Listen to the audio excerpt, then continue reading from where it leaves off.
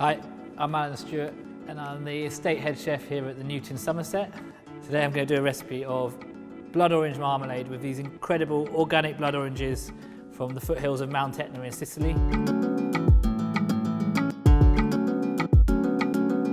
So, first up, super simple, I've got my ingredients out here. You'll need a kilo of blood oranges.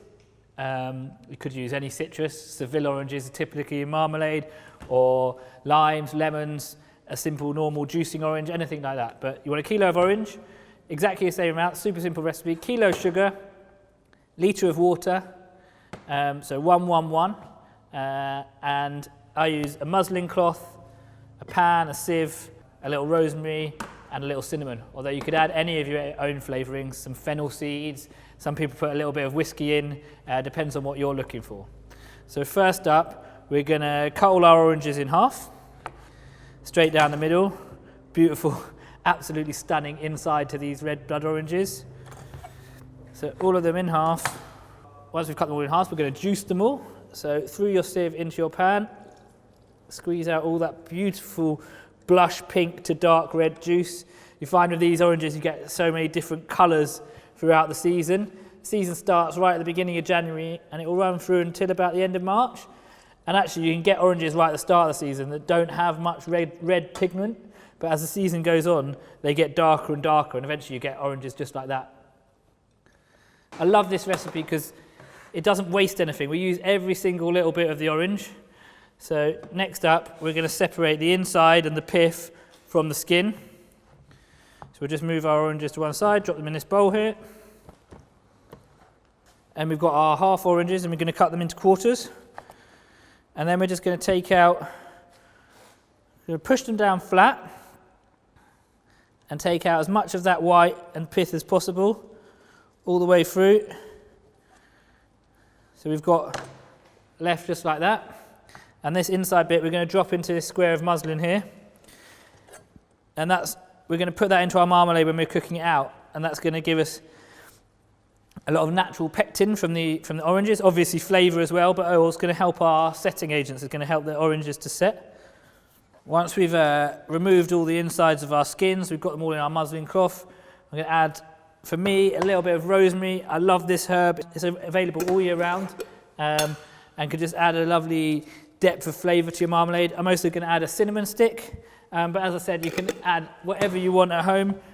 Some fennel seeds, if you've got some fennel seeds sitting in the garden. We always dry out the heads from the garden here at the end of the season and then use them throughout the year to flavour different dishes. So we're just going to tie that muslin bag up. So we've got the cinnamon and the rosemary, and I've taken both sides and I've tied them in a knot, and I'm just going to tie them together so we've got a little bundle. That's going to be our marmalade bundle that we're going to cook in our marmalade and then we're going to take out at the end.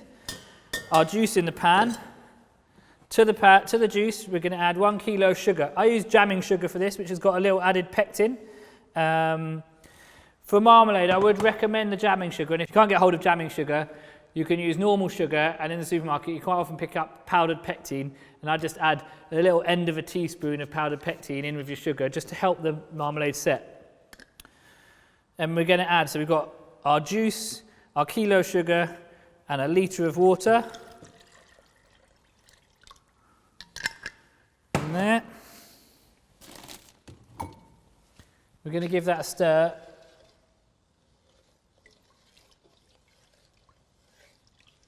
To start dissolving the sugar. And then we're going to plop in, just drop in there our muslin bag with all our pith in. And we're going to bring that up to the boil. While that's coming up to the boil, we're going to chop through our skins. I like to slice them quite thinly, but then I only put a litre of water into my marmalade. Now you could put 2 litres of water in and cook the skin for longer so it becomes softer, but I like a nice bite on my skin when I spread it onto toast. I really like to feel a little bit of resistance, whereas I don't want a super soft orange skin. But if you were to add more water, you cook it out for longer, and that would result in a softer marmalade. Once we've chopped all our peel up, our juice and sugar has now come up to the boil and it's boiling away. Just going to drop the peel in, give it a good stir,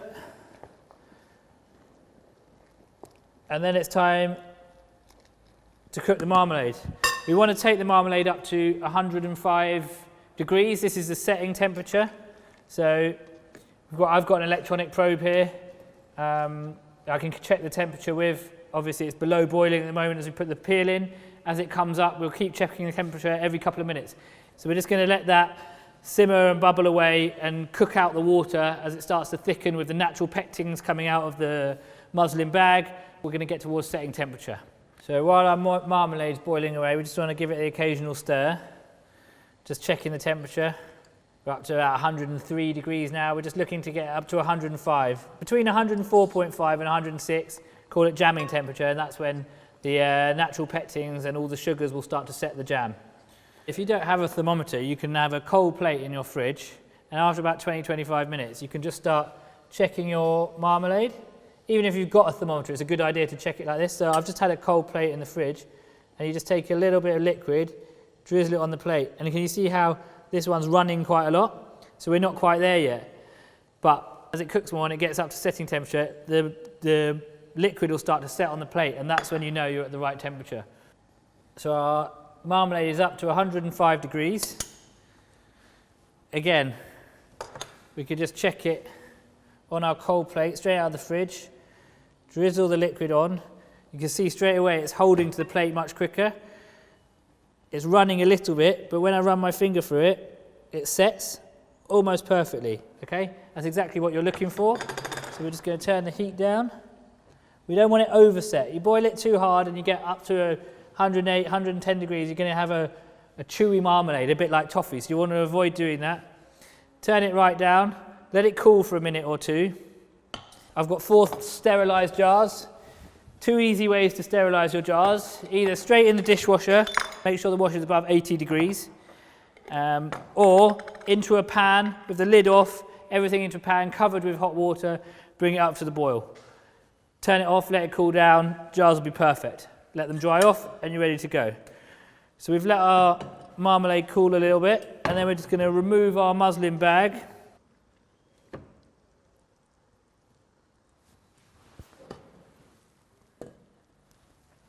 Set that to one side. We've got all the flavour out of there, we've got the pectin out, the marmalade's going to set.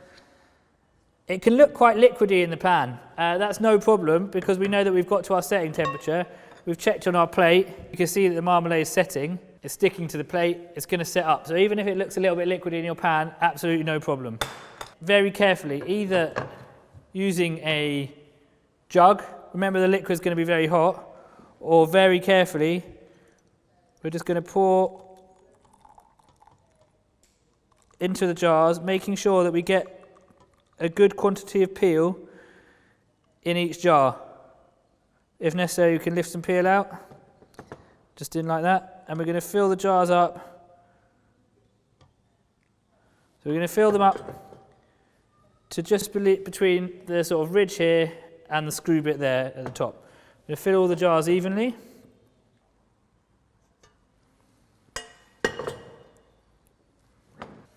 So once we've got our hot marmalade into our jars, all nice and even, put the lids on, and we're going to use a method called hot seal. So this is just to seal the jars, get all the air out of there so your marmalade is going to last. All you do, lid on, nice and tight, and then we're just going to turn them over and leave them for 15 minutes upside down. And what that's going to do